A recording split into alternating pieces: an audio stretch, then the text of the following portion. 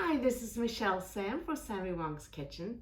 Today I am going to be showing you how to make a high protein vegetarian curry soup, especially when the weather is getting cold. This time what I'm going to do is show you how to make it in an Instapot. And when you make it in an Instapot, it really doesn't take that long. It probably takes a maximum of 20 minutes. Not including the time it takes to reduce the pressure. But a lot of the passive cooking is in soaking some of the ingredients. This recipe was inspired by a neighbor. And this neighbor is the one who has inspired me to really look into healthier flour alternatives and has gotten me into the stone ground wheat. And she has a stone grinder, and every so often I go over to her house and we make our stone ground wheat.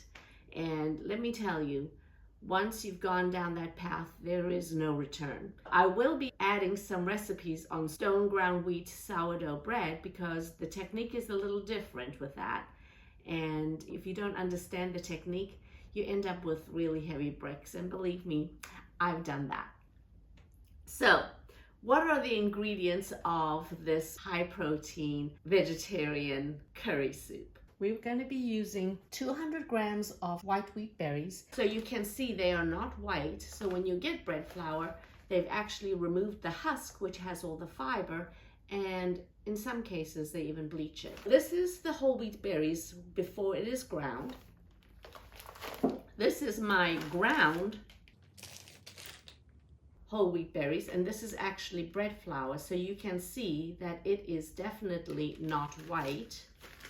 And I happen to have made some bread last night, and this is the sourdough bread. So you can see that even though it's primarily a white bread, it is definitely more whole wheat. That's just a little bit about the whole wheat berries. You can find them in places like Sprouts or Whole Foods that have a bulk section, and hopefully they have that available. And what you need is the hard white wheat. So we'll need 200 grams of that, and that provides a great nuttiness to the soup. It's just almost like farro. So if you don't have wheat berries, you can substitute this with farro. Then for the lentils, there is the chana dal and the tur dal. Now the chana dal disintegrates in the pressure cooker more than the tur dal. I like the creaminess from the chana dal and the integrity that the tur dal maintains. So you have all these various mouthfeels. So I do like using both, but if you'd have to choose, I would just pick the chana dal. 2 cans of diced tomatoes. Now with the diced tomatoes, you can find that there are some tomatoes that have different flavors, like the jalapeno, or this happens to be the roasted diced tomatoes. I did not find the jalapeno in this particular store, so I'm going to substitute it, with these jalapenos here. And I'm going to just put a little bit of the jalapeno in there just to give it a little kick. We also need Sammy Wong's all-purpose seasoning, and this is my debut of the 2 seasonings that is now online for sale. This happens to be the Nantucket Coastal Kick. I also have California Coastal Kick that is online.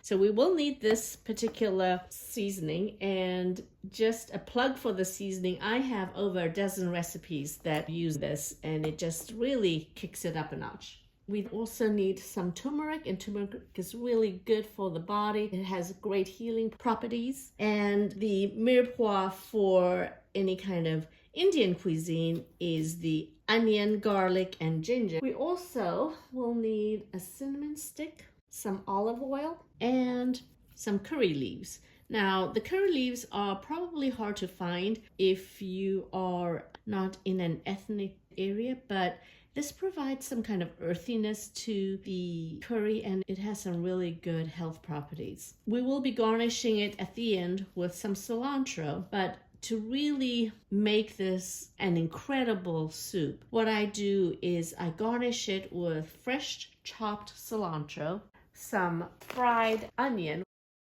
and some yogurt to provide creaminess to the soup, but also if it is a little bit on the spicy side, dairy really cuts the spice. So this is it. Now what I'm going to do is first, I'm going to rinse my wheat berries and my dal and soak this for at least 7 hours or overnight so that the wheat berries and the dals can hydrate. So it has been over 24 hours, and as you can see, I have drained the lentils and the wheat berries, and it's pretty much doubled in size. It shows here that it's about 4 cups. So it is nicely hydrated, and now we're ready to cook. So the first thing we need to do is to prepare our so-called mirepoix for the Indian food. What I want to do is first dice the onion. You can use a cleaver or a chef's knife. I'll use a chef's knife for the rest of it. For those who have not seen my other videos, I want to show you an easy way to dice onions. So first we're going to remove the peel, and sometimes we're going to have to sacrifice some of the peel so that it's just faster to remove. The key to dicing an onion is to cut it so that you are not cutting it completely into slices, but all along the edge here, you are leaving it intact. And make sure that your fingers are not spread out like this, because we do not want to have any kind of accidents. So once it's like this, you can see that it is still intact, nothing falls out.